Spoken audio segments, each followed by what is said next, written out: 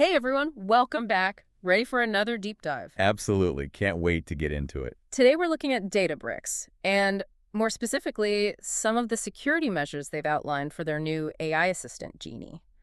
We're digging into geniesecurity.pdf.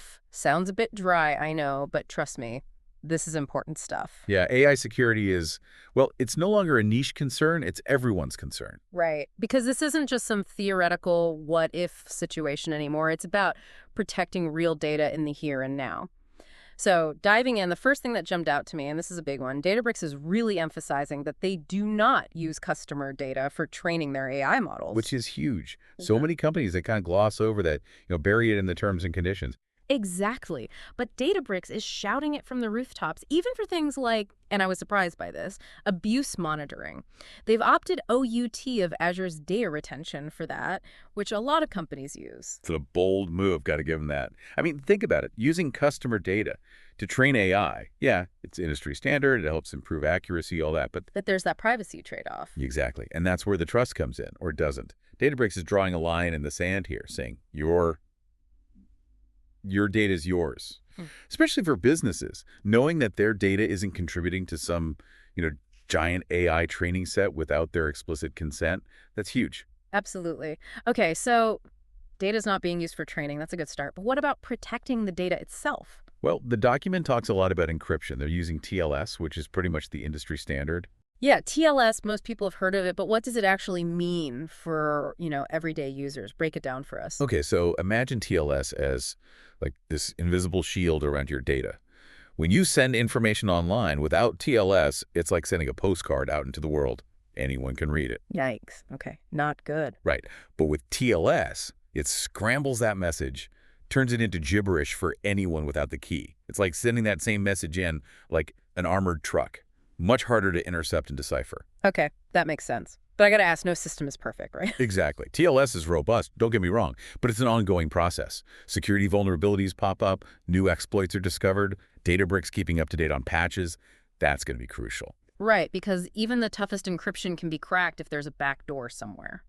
Speaking of access, something else that stood out in the document is Databricks' emphasis on need-to-know access. Yes, and this is where their approach gets really granular. It's not just about securing the perimeter, it's about control within the system itself.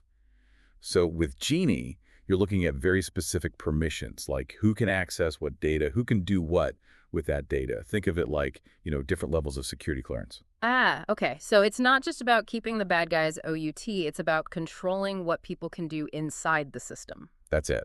Because insider threats are a real concern. Right. And even just accidental data leaks. This kind of granular control can help minimize those risks. Okay, makes sense. Now, there's this term that kept popping up that I gotta admit I had to brush up on. Unity Catalog. What's the deal with that? Right. So Unity Catalog. Think of it as Databricks' way of managing all the data within their system, not just the data being used by Genie. It's like, imagine a giant library, and Unity Catalog is the card catalog, but on steroids. Okay, I like that analogy. So it's about organizing and keeping track of everything. Yes. But also setting policies, tracking how data is accessed, used, modified, its whole life cycle. Yeah. This is key for something called data governance, which is basically a proactive approach to security. It's not just reacting to threats. It's about setting clear rules and processes from the get-go. So less about putting out fires and more about fire prevention. I like it. Precisely. Now, another thing that caught my eye was their stance on data residency. The document specifically mentions keeping EU data in the EU, right? Yeah, and that's not just them being nice. It's a legal requirement in a lot of cases. GDPR, for example, has strict data localization rules. Companies need to know that their data is being handled in accordance with the law, wherever that data may be. Which is huge for global businesses, especially now. Absolutely. Data residency is only becoming more complex, not less. Mm. So Databricks addressing it head-on like this, it's a big deal. It's a sign that they're taking it seriously, for sure. Yeah. Now, one last thing I want to touch on before we wrap up. The document kind of acknowledges, and I thought this was interesting, that AI security is a constantly evolving landscape. They even use the phrase rapidly evolving. And they're not wrong. It's like every time we think we're a step ahead, there's a new challenge, a new exploit, something. Right. It's a cat and mouse game, almost. Totally. And that's why Databricks emphasizing their commitment to ongoing improvement is so important. This isn't a set it and forget it situation, right? They have to be constantly adapting and improving their security measures to stay ahead of the curve. Which, honestly, is a little unnerving, but also reassuring. They're at least acknowledging the reality of the situation. Right. Transparency is key. Uh-huh. And it's not just on their end either. Users, we need to stay informed, be proactive about our own data security. Absolutely. Okay, so last but not least, the document actually gets pretty specific about what data IS sent to Genie, even if it's not used for training. Queries, table and column names, stuff like that.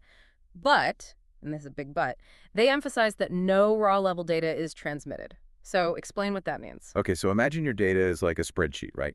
Okay, got it. The column names, those are like your headers, name, address, phone number. That's the stuff that gets sent. Row-level data. That's the actual content within those columns. Ah, so that's where the really sensitive stuff lives. Exactly.